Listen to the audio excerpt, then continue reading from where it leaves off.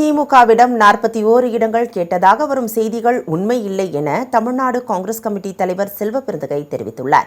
தஞ்சாவூர் மாவட்டத்தில் சட்டமன்ற பொது கணக்கு குழுவினர் செல்வபெருந்தகை தலைமையில் பல்வேறு இடங்களில் கள ஆய்வு மேற்கொண்டனர். மாவட்ட அரசு மருத்துவமனையில் ஆய்வு செய்த செல்வபெருந்தகை மகப்பேறு மற்றும் கண் சிகிச்சையில் தஞ்சை மாவட்டம் தமிழகத்திற்கே முன்னோடியாக திகழ்வதாக பாராட்டினார். மேலும் நோயாளிகளின் நலன் கருதி கூடுதல் வசதிகளை செய்ய அதிகாரிகளுக்கு அறிவுறுத்தினார். பின்னர் செய்தியாளர்களை சந்தித்த அவர் திமுகவிடம் காங்கிரஸ் தரப்பில் 41 தொகுதிகள் கேட்டதாக பரவும் செய்திகள் உண்மையில்லை என தெரிவித்தார். தொகுதி பங்கீடு குறித்து அதிகாரப்பூர்வ ஒப்பந்தம் கையெழுத்தாகும் போது விரிவான தகவல்களை தெரிவிப்பதாக அவர் கூறினார்.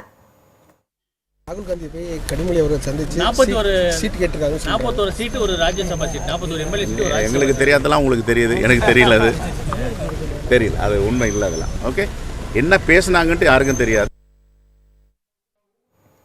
முன்னதாக திருவாரூரில் செய்தியாளர்களை சந்தித்த அவர் முகத்தில் துண்டு போட்டுக்கொண்டா திமுக எம்பி கனிமொழி மக்களவை எதிர்க்கட்சித் தலைவர் ராகுல் காந்தியை சந்தித்தார் என்று எடப்பாடி பழனிசாமிக்கு பதிலடி கொடுத்தார்.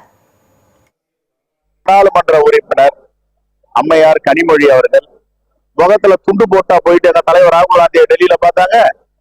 முகத்துல துண்டு போட்டுட்டு மாறு வேஷம் போட்டுட்டு போய் பார்த்தது யாரு?